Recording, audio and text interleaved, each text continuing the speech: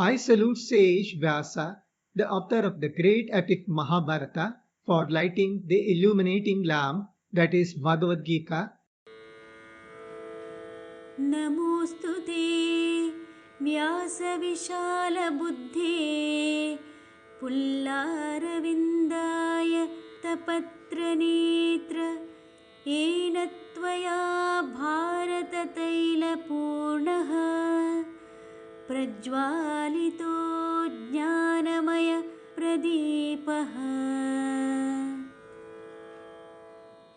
The Upanishads are the cows which are milked by Krishna. Arjuna is the cat that motivated the release of milk, which is nothing but the Bhagavad Gita. And lucky are the ones who get to drink this divine immortalizing milk.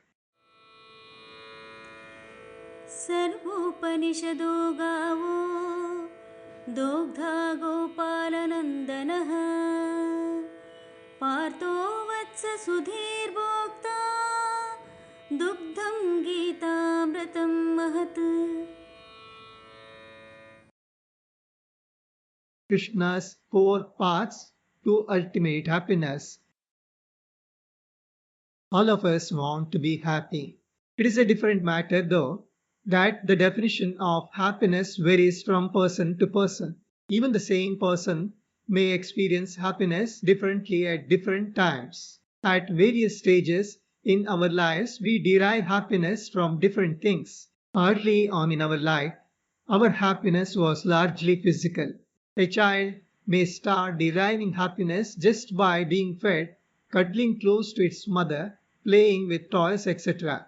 But as it grows physically as well as intellectually, it shifts more and more towards happiness derived through intellectual pursuits. Is there something beyond physical and intellectual happiness? Apparently, there is.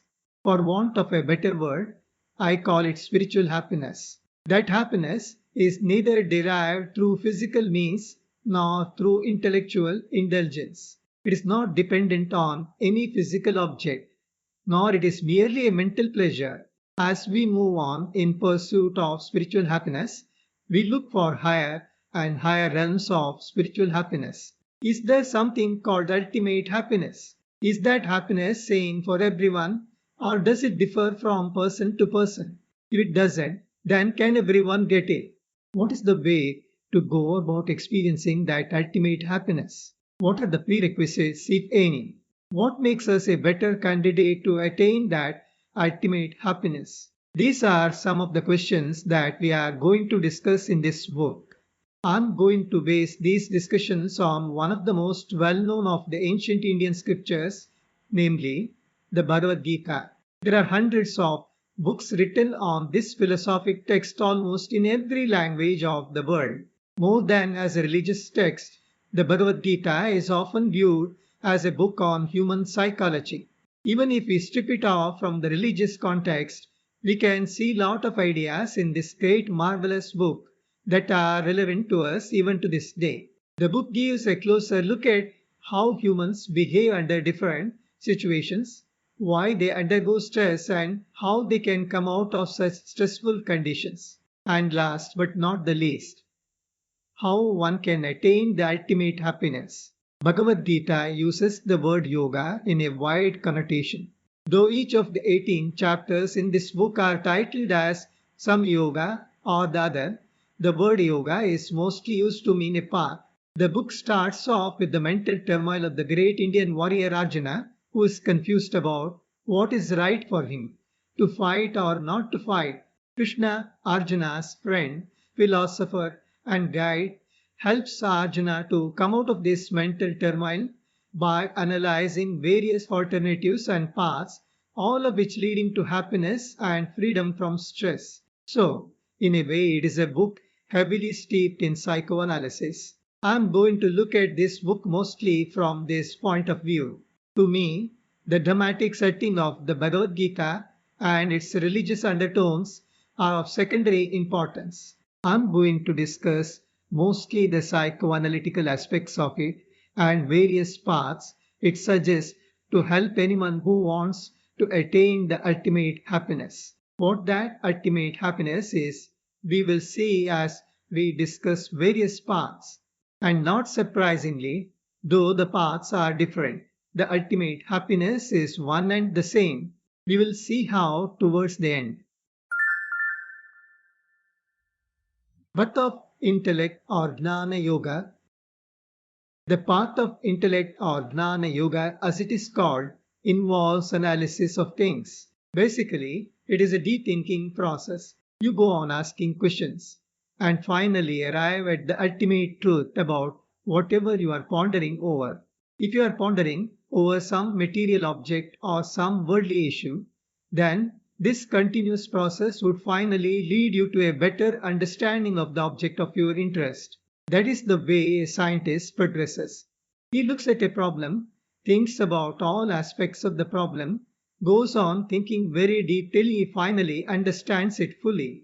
Before you start thinking about the problem, you should first listen to someone who probably knows about it more than what you do. It could even be reading what some expert has written about it. That provides you with some starting point.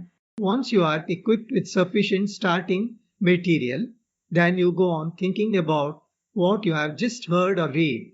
That is the process of assimilating what you have heard or read. This pondering helps you in understanding the thing better. And the final step is to keep thinking further deep into the issue or to meditate on the issue. Such focused thinking would provide you further insights about the issue. It exposes newer facets of the same issue that you probably had neither read nor pondered before. In traditional terms, it is a process of Shravana, Manana, and Nididhyasana. Shravana is listening to someone who knows about the subject. It could also be reading some text that is the authority in that subject. Manana involves repeatedly pondering over what you have read or heard and understanding it better. The last step, namely Nididhyasana, is meditating on the subject with single pointed mind. In that process, you may come up with some altogether new aspect of what you have read and pondered about. All these three steps are needed to assimilate any intense idea or concept. This is the general process of knowing things through intellect. The same process applies to even highly philosophical or beyond worldly things as well. You search for the ultimate truth by systematically following the steps of Shravana, Manana, and Nididhyasana, listening, pondering over what you have heard, and finally meditating on it. This is what is traditionally called as path of intellect or Gnana Yoga. Every path has a destination or the ultimate result. If your questions are about ultimate realities of existence, then such a path would lead you to the ultimate truth. The claim of Bhagavad Gita as well as all the Upanishads is that when you know this ultimate truth, you get eternal happiness or bliss or ananda as it is called. Approaching a knowledgeable teacher is the first step in this process. Accept that person as your preceptor. Be obedient to him. Serve him and gain his confidence in you. And then ask him questions about things that you don't understand. When you do that, that teacher will teach you the knowledge that you are seeking. तद्विद्धि प्रणिपातेन परिप्रश्नेन सेवया उपदेक्षन्ति ते ज्ञानं ज्ञानिनः तत्त्वदर्शिनः. Listen to whatever the teacher says, ponder over it, and even meditate on that intensely. If you have approached the right teacher who has mastery over the subject, then you will receive the right knowledge from him in due course of time. This is the traditional process in olden days when the teaching was completely one to one. But in modern times, we may not find teachers who are the authority on ultimate knowledge. In such a scenario, you need to read scriptures like Bhagavad Gita or the Upanishads that focus mainly on such ultimate philosophical issues. Just reading is not enough. You need to ponder over what you have read and finally get fully engrossed in the thought process so that it becomes almost a meditation on that subject. The end product of such a process is the ultimate realization.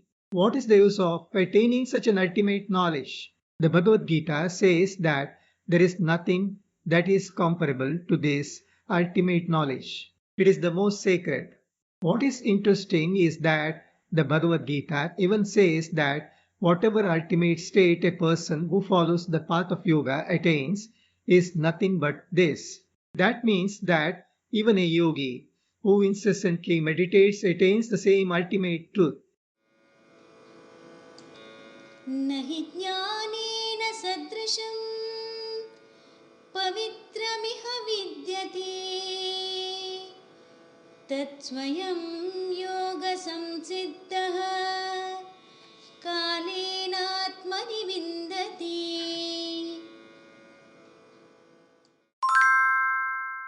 To listen to the complete book, you can either borrow it from Dr.